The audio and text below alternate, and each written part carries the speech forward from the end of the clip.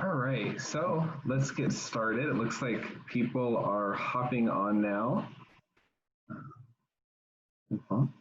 So first I want to take a moment to thank you and also to thank Paloma for helping set this up and for being here. We're going through a lot of things that we never thought that we would experience in society, digitally, socially, and yet we're still all here trying to keep that dialogue alive, trying to share empowering stories and different ways that we can still support our community and work through things as a community. And so I want to thank you for that and also for all the attendees that took the time to be here today. And then with that, I'd like to introduce Councilmember Erin Edwards. She is a council member for the Ward 1 of the city of Riverside. And she has an amazing story working with nonprofits and being an engaged member of the community. And please share a little bit about yourself. Thank you. Well, and I see that we have some attendees. I'd actually, if I could completely take over, sorry, I didn't ask permission in the first place, but I'd love to hear just a little bit of who's in the room. So maybe in the chat, if the participants wouldn't mind just saying what organization you represent or the work that you do, it'd be great to just know who's here. And then we can keep an eye on that. But, you know, Jeffrey, like you said, we know that this is a difficult time and so many people are really going above and beyond to support the community now. So I just want to recognize all of you for the great work that you're doing. Yes, definitely. So, but while we're waiting for folks to write in the chat, so I'll just dive in and talk a little bit about me and want to take questions as well and hear from you. So, you know, I was a French and English major in college. I wanted to be a writer. I thought I might be a translator for a bit, but I always wanted to be a writer. I liked teaching. My dad was a teacher. He taught middle school math, and I used to, as even a really little kid, spend hours in this imaginary classroom of students and would write elaborate lesson plans in this real lesson plan book that my dad gave me for Christmas one year. But I knew that I didn't want to be a traditional classroom teacher. And so when I graduated from undergrad, I really loved the city of Minneapolis, cities of Minneapolis, St. Paul, and saw that there was an AmeriCorps position there working for a group that is now it's called College Possible. At the time it was Admission Possible. And so it just took this leap of faith, I guess, the city that I visited once and really liked, and just decided to move there once I was accepted to the program and see how it went, and ended up doing 2 full terms of service. I was they called it a coach for a cohort of 40 high school juniors, and then you followed those same students to their senior year with the idea that you were supporting them to get into college. So we did ACT preparation and training to write the college admissions essay. We went on college visits, and essentially we were just a mentor.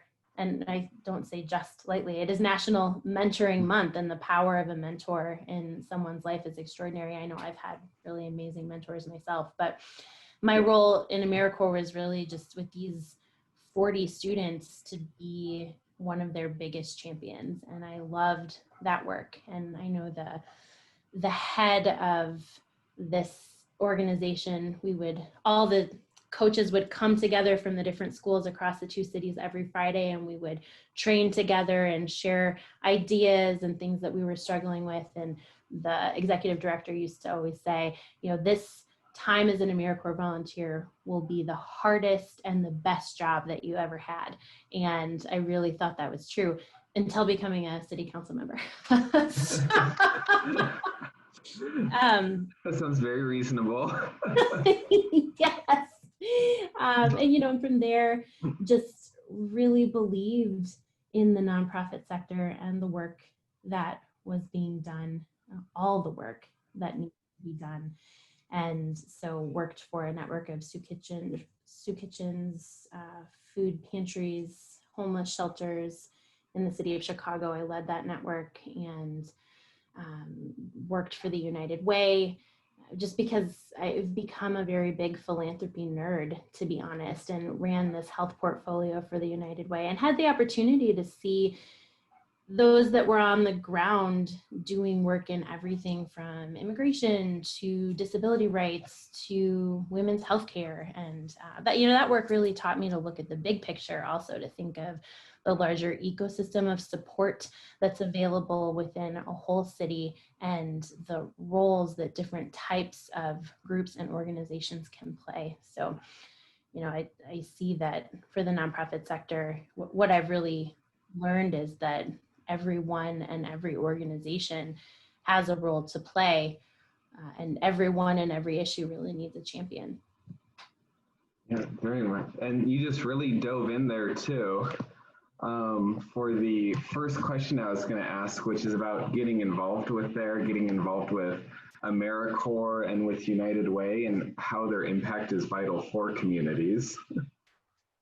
And that really highlights that on there. The second question would be, what work have you done with programs for women and girls, and how has this motivated you personally? So I actually I still feel really lucky. At the time I said it was my dream job. Now I'd say that being a council member is my dream job, but we can all have many dreams. We should have many dreams. So anyway, I got the opportunity to work for a global women's fund. At the time it was called the Match International Women's Fund. Now they're called the Equality Fund. And I wore several hats in that organization, from communications to fundraising to working on strategic planning, and saw the organization grow from when I started. There were only 7 employees, and it was an annual budget of $600,000 a year to now they have a multi-million-dollar budget and many, many employees. And, in that work, I got to traveled to Nepal in a post-earthquake moment to document the stories of women's groups in rebuilding, and led a storytelling workshop with the Women's Resource Center in Kenya. And really where I found my niche in the organization was the storytelling piece, and taking the work that's happening on the ground and thinking about how to amplify that work for a larger audience. So that work has had a profound influence on my life. I think 3 big things that have motivated me personally. The first is really understanding at a global scale the power of the grassroots, that people who are on the ground addressing issues understand those issues and their community better than anyone.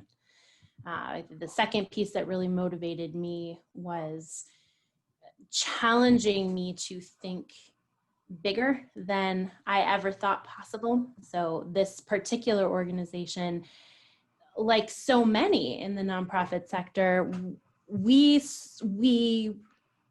gave away the money that we raised every year. That was our mission.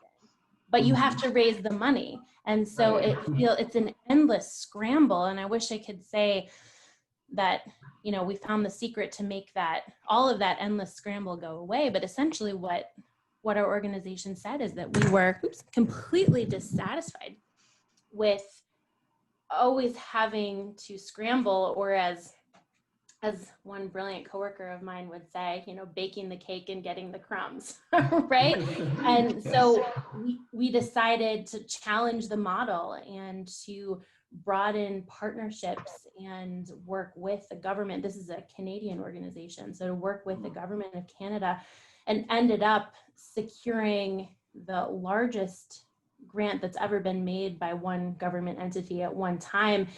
And it wasn't just to support the operations in the day-to-day, but to help create an investment arm for gender lens investing, so people could invest their money in the organization alongside this significant chunk of funding from the government, and then the returns from that money would go back and support the organization year on year. So when you're making your donation, your money is invested in women, working for women, and funds in perpetuity the work that we're trying to do. So this is one example of ways to think bigger. And then the third way that work really impacted me personally was I had the opportunity to talk with a woman whose name is Chege, and she is from Maasai lands in Kenya. And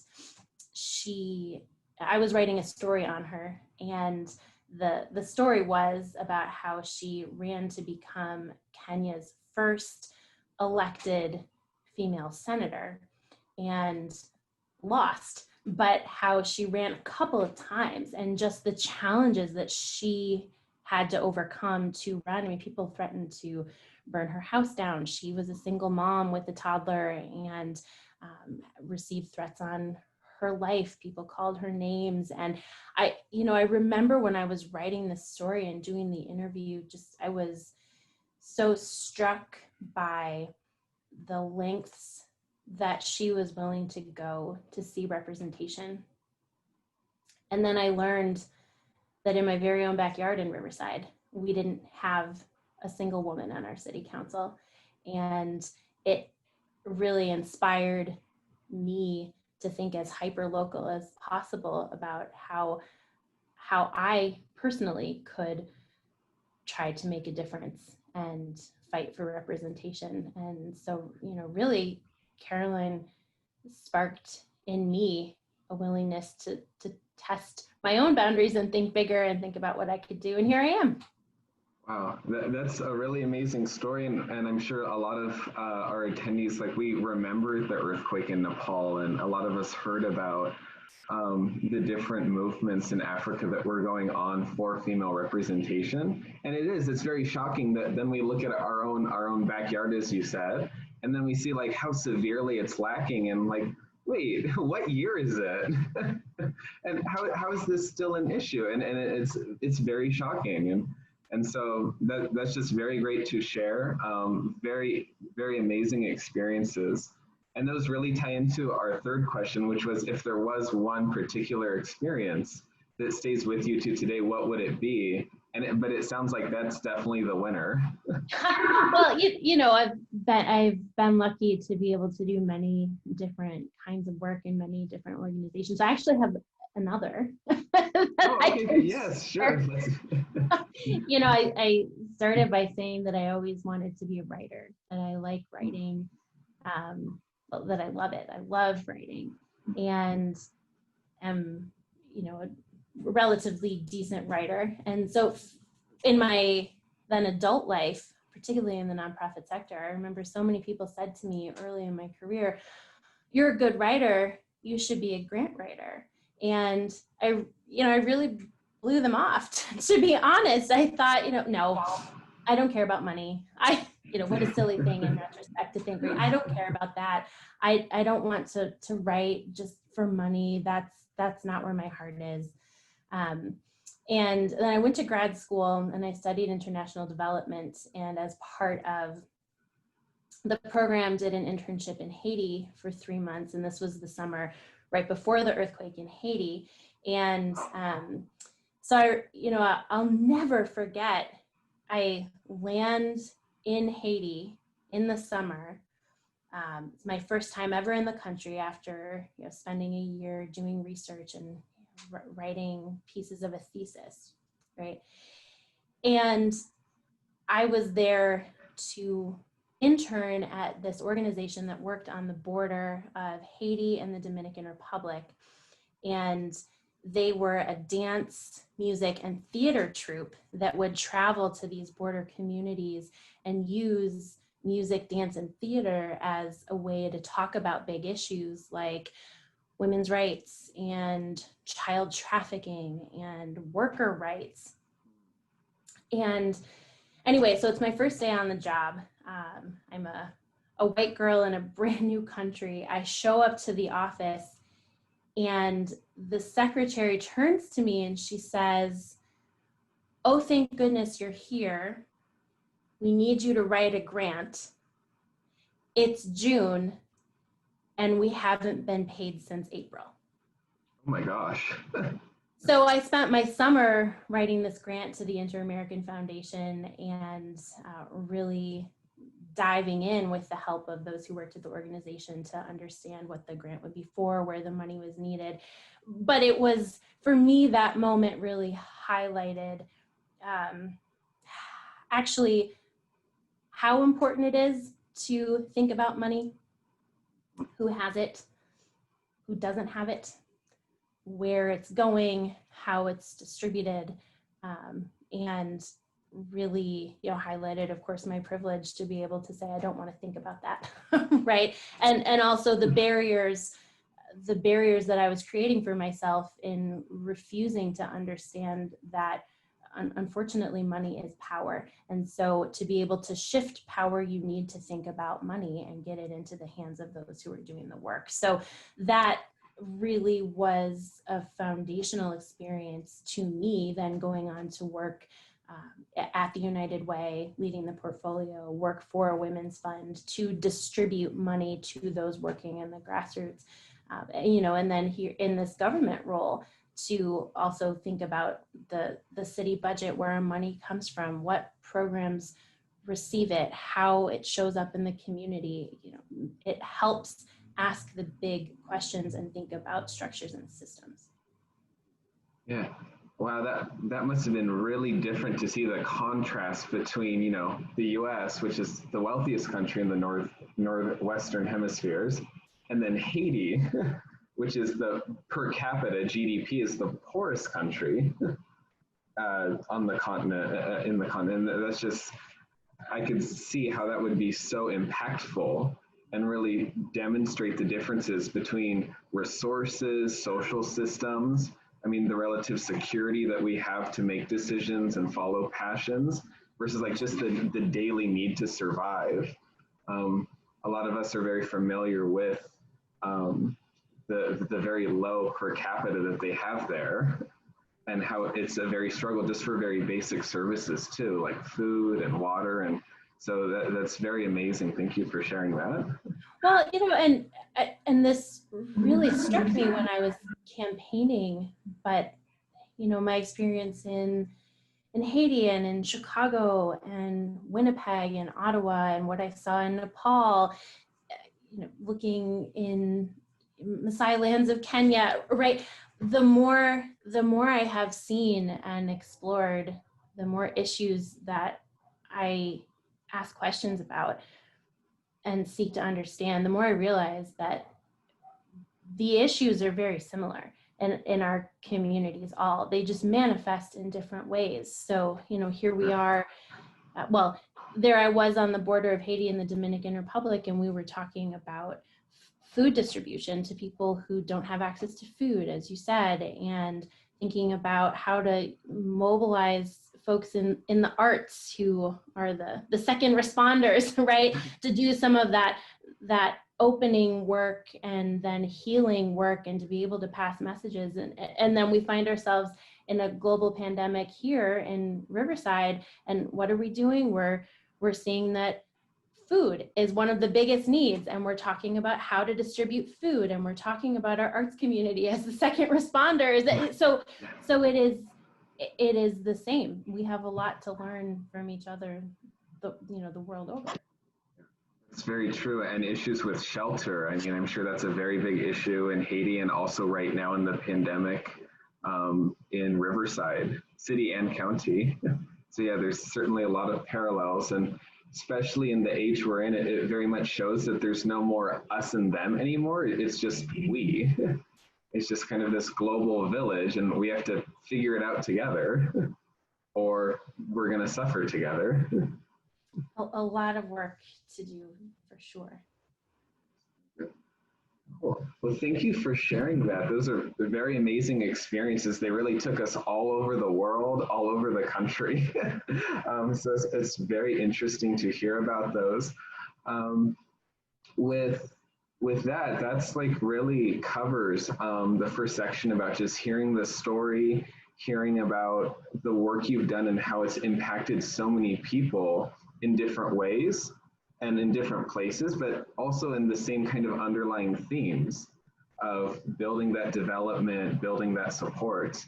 To kind of wrap up this first section on this inspirational story, is there advice that you would give to others? I'm seeing a lot of people in the chat section that they work, I see people in law school, people in nonprofits, and that work with the city of Riverside government. Would you give them advice for like kind of best ways to deal with all of those different diverse situations in helping people?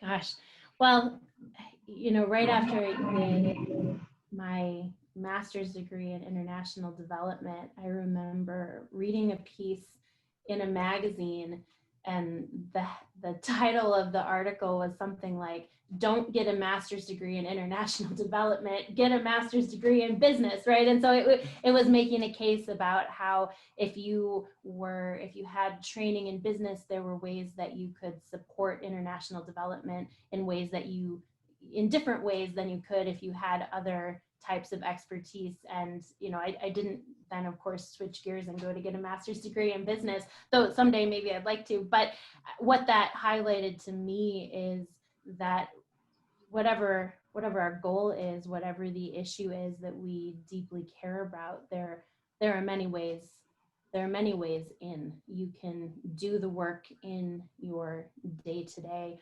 or you could do something very different and be a philanthropist to the work that you care about, or be a mentor to someone. Or, you know, we are facing, well, not even to say we are facing, there are enormous problems and gaps and inequities in our communities all, and COVID has really highlighted them. And what it's really taught me is that we can't, well, business as usual isn't working. The status quo doesn't work. So we need to look at these existing and old problems from different angles. And it might mean being a lawyer who tries to address hunger, because what a lawyer will see looking at that issue is very different from what a musician might see, and that all angles are bringing something. So I would say come as you are, right? to the issue that you care about, and there's an important place for you in the conversation. That's so true. Everyone has so many different talents and capacities as individuals and in the academic institutions, nonprofits, government, the private sector, that they can all bring to the table. Even at like here at Women Wonder Writers, I mean, we have programs for incarcerated male adults. We have programs and events for young children. And even though that may seem so different, this all ties into this kind of greater community narrative that's really been highlighted by these shutdowns. I mean, these things have really, that maybe we didn't talk about before, have really come to the forefront and are kind of staring at us in the face. And it's up to us to see as a community how we want to address them. And I think that is a perfect sentiment and segue into the second section and topic of this dialogue, which is on civic engagement during crises. Right now we're facing social distancing, where we have to do a lot of our communications online. We have to do a lot of our business and nonprofit work and government agencies. Things don't just stop. We still have to do them, but how do we do that with these new challenges? And with that, a really good question is, what do you see as the role of nonprofits and community-based organizations within Riverside during this pandemic? Well, thinking back to maybe where I started in this conversation about how everyone and every issue needs a champion. Like I said, we are seeing gaps that I think many people have known existed for a very long time. Now they're just more visible and more threatening for even more people. So, I see an important role for the nonprofit sector to be continuing to be the champion for those issues and for the people that they support, and for telling the story of how the current moment that we're in exacerbates longstanding problems. Storytelling maybe doesn't sound like it's one of the most important things we can do, but I think it's one of the most important things that we can do. And I would also say advocacy and seeking new kinds of partnerships is more important now than ever. You mentioned homelessness and how that's one of the biggest issues that we face as a city. It's what I said when I was running for this office. I still believe it. And it's clear that the government can't solve it alone. And it's clear that the nonprofit sector can't solve it alone.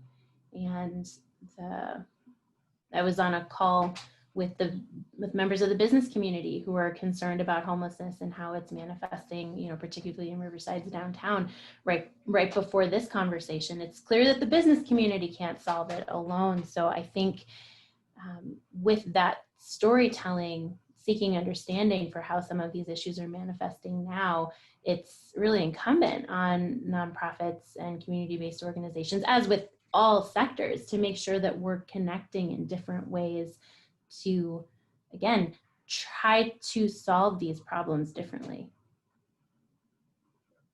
We're really all in this together, or at least we need to be if we want to try and get those outcomes that we're all working for. Also, how do you see civic engagement from individuals in Riverside? How do you see that continuing kind of now that we're on like the Zoom, email, digital age and in the virtual settings? And how do you see that maybe evolving depending on how much this extends and also with future crises too? Well, so I have two answers for this. The first is more the glass half full answer, which is that what we've seen in the moments of the pandemic, in March, when, I'll never forget that day as the mayor pro tem of the city of Riverside, where we met in a room and thought, is it even safe to be meeting in a room? And do we need to completely shut down everything that we're doing, now, right? Here we have a big institution like a city that, often moves very slowly and for a reason, to make sure that we're following processes and that we're being transparent and hearing all angles, that suddenly moved very, very quickly. And so what I'm saying to people is, you'll never be able to tell me again that something is impossible, because I've seen so much happen in the last 10 months that I would have thought would be impossible, and somehow we've managed to get it done in a short period of time, right? So one of those things is that now, for the first time in city council meetings, you can call in to give your public comment. You don't have to come in person. You can still email. You've always been able to email. That's great and important.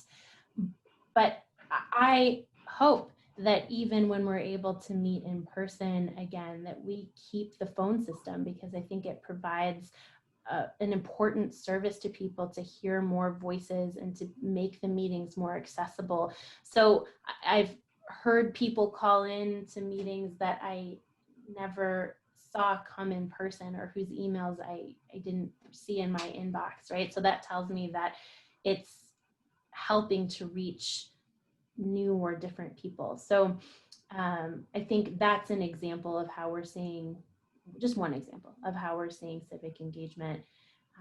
My And I other imagine, oh, I was gonna say, I imagine that the people that were calling in, were they like different than those who would show up? Like maybe like more from the elderly cohort, or from people who were at work who couldn't traditionally make city council meetings? all of that, right? So yeah, I think it really provided something valuable that maybe we didn't even know was missing before. So that's a very good thing. Something else that, you know, I want to say, just to make sure I'm providing a full picture when it comes to civic engagement. And I'd be curious to see in the chat or to hear from those participating if you've noticed this as well. But I've also noticed a vitriol in public comments, not just at council meetings or even necessarily at council meetings, but seeing comments on social media or emails that I'm sent using rhetoric that I never thought I would see, or anger that maybe it shouldn't surprise me, but it does. And I can't help but wonder, well, there's a lot to be angry about. I can't help but wonder if 10 months of needing to participate virtually, if sometimes we forget that we're all human beings at the end of the day. And, you know, because I haven't been able to see you in person in a room, or run into you on the sidewalk and have a conversation, you know, just a general you. Maybe you forgot that I'm not just a politician, I'm a person, right? Or the folks that we're talking about with whatever issue it is, that these are people, and that we're all imperfect, and we're just trying to find the next best right step, or the next best solution for now. So one thing I hope for in 2021, of course, is that we'll be able to see each other in person again. And I think we might see some of that rhetoric dissipate when we just remember that we're all humans at the end of the day. Yeah, it's almost that even if we're doing this as the best option for the current situation, there's that very important human connection, that social bond. And that's kind of a bigger issue that we've seen online for years, and it's really come out a lot this year, is that people tend to be more expressive digitally than they would face to face. But like you said, we're all humans. We're doing the best that we can, whether it's nonprofits, government, private business, everyone's trying to get by. And that's so important to remember.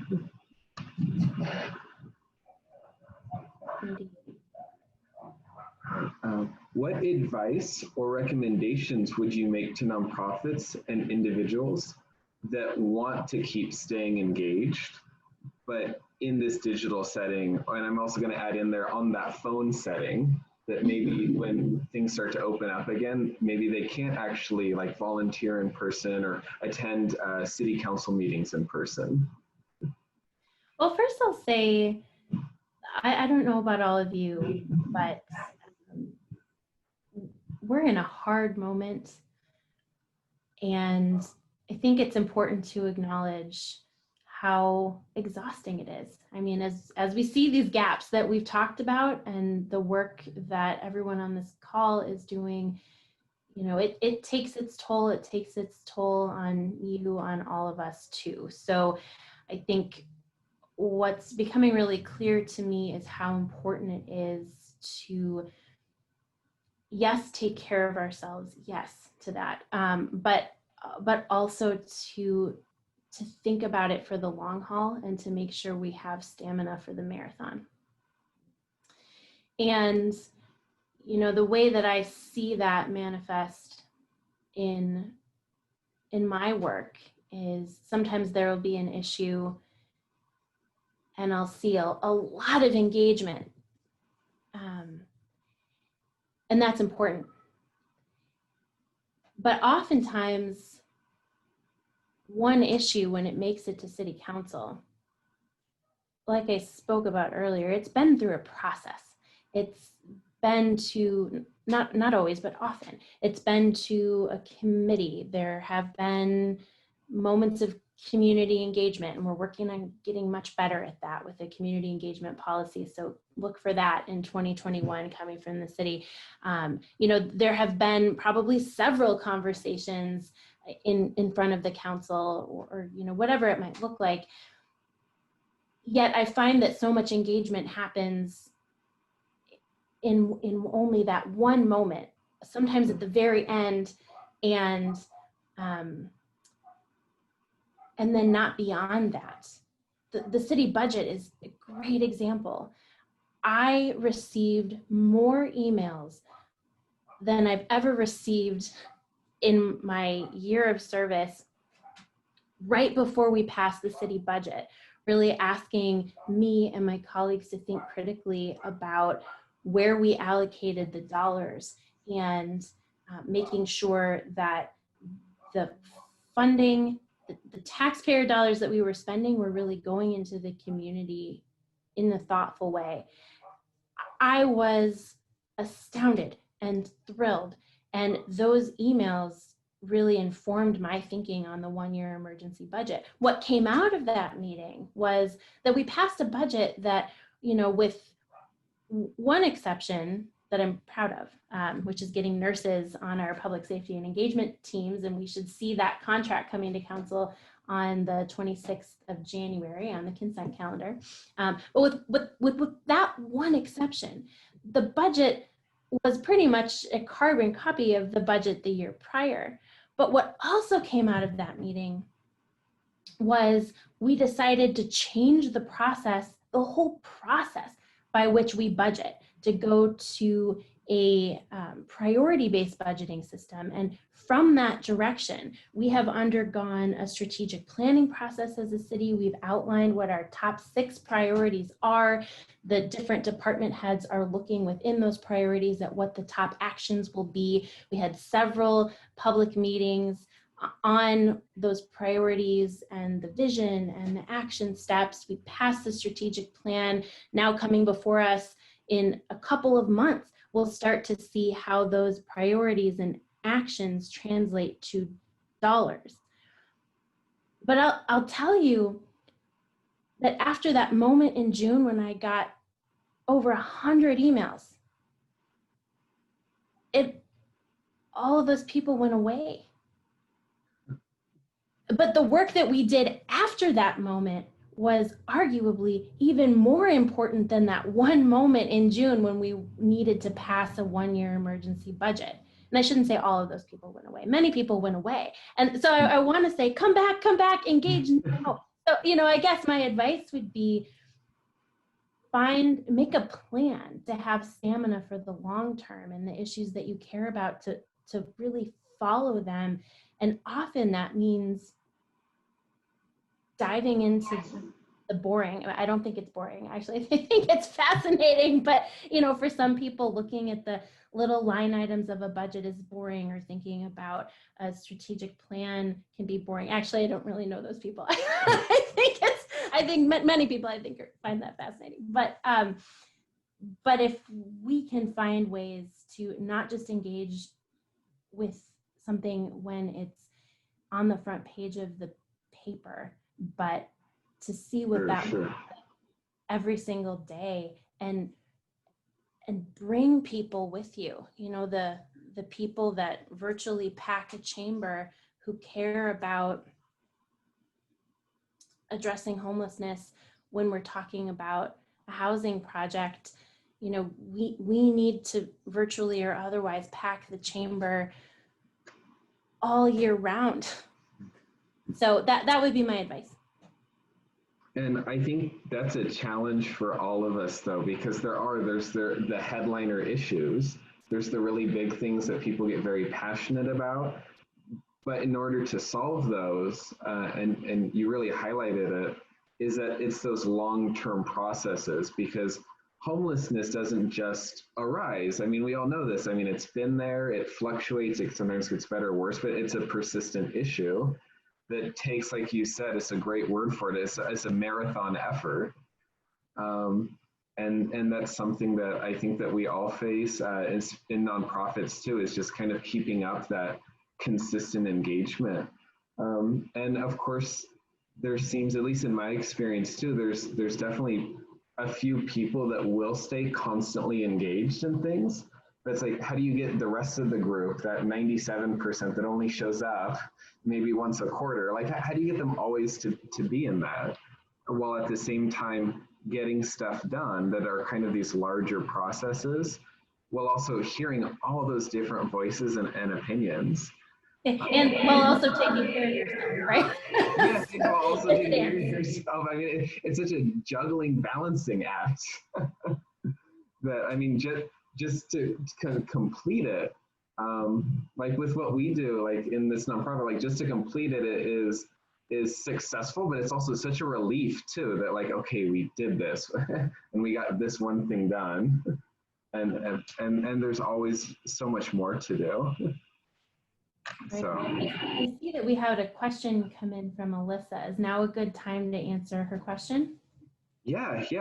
So that was great ideas on civic engagement, and now we can definitely look at the Q&A and also in the chat.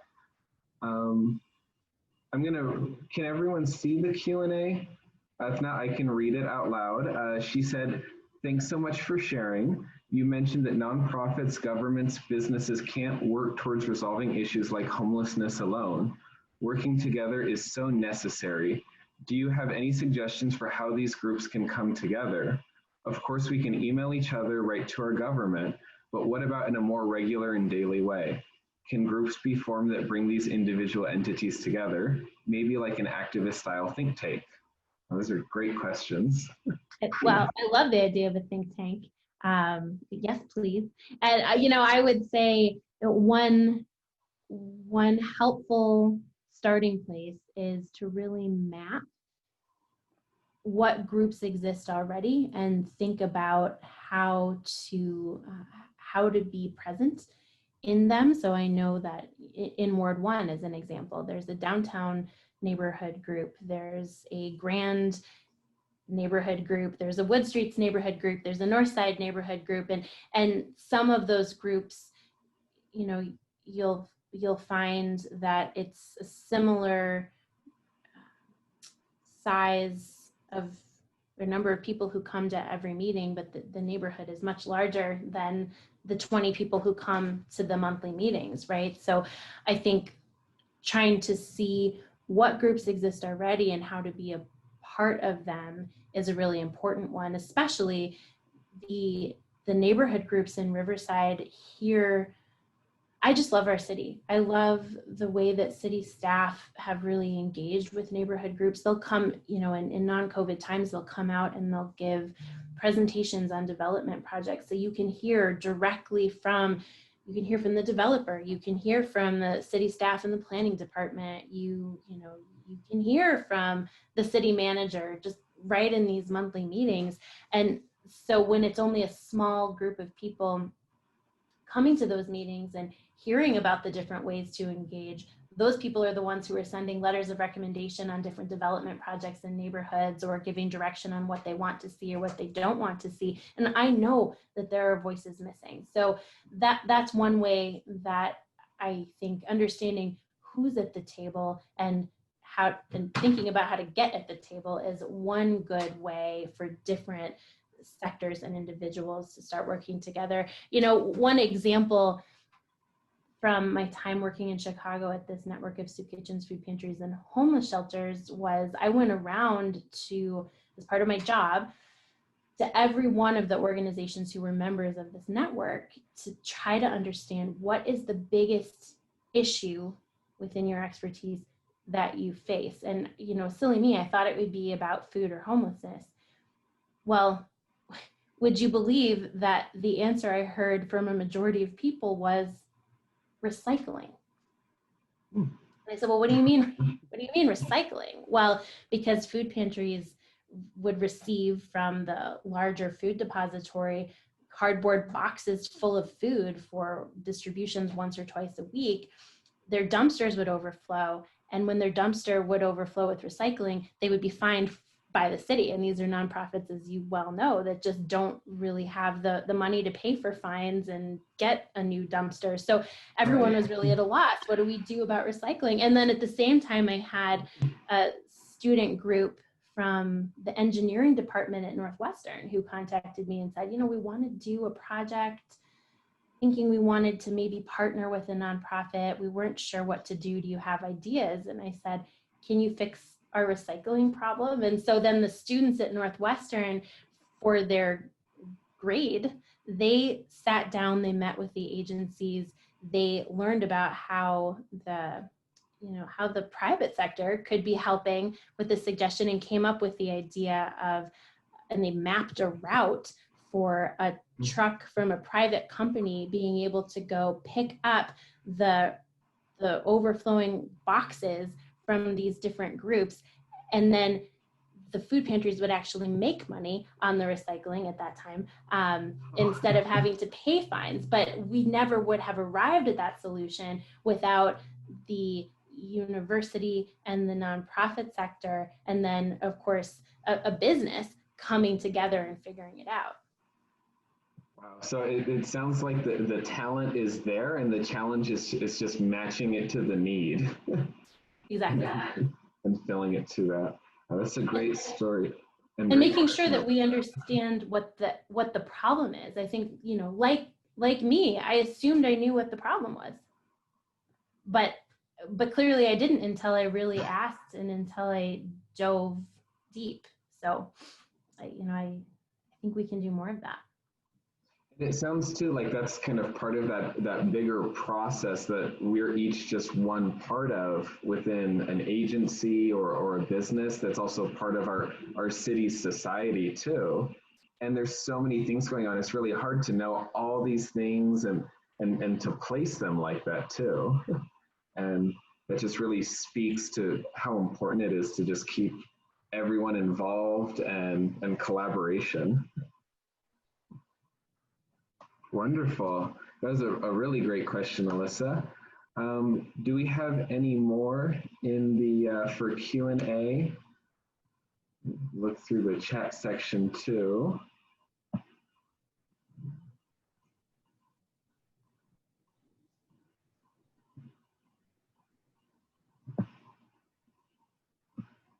All right. Well, wonderful. Well, again, thank you so much for that conversation and for sharing about all your experiences.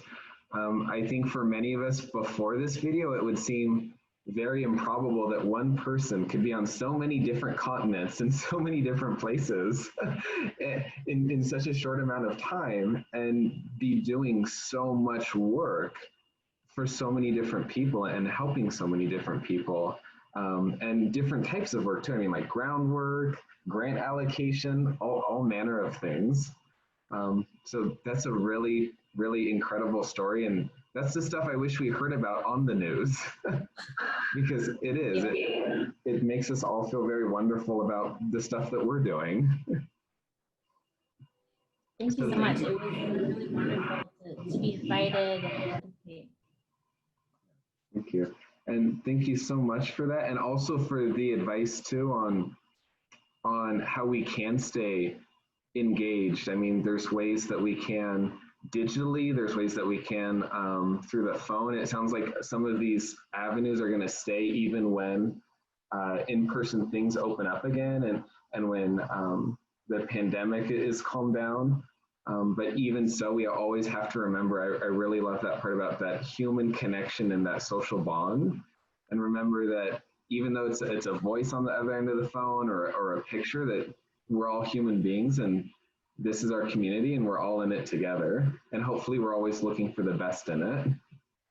Indeed. Wonderful. And thank you for those wonderful things people said in the chat. I don't know if everyone can see it. It says, thank you, very inspired, incredible conversation. And it really was. So thank you again. And yeah, I'll put my email address in the chat box, so don't hesitate to reach out to me directly. Okay, great. There we go. All right. Thanks everyone for making time. Thank you. And thank you everyone for sharing where you're from and for being a part of this conversation. All right. Take care and stay safe, everyone. Bye. Thank you, Erin. Bye-bye.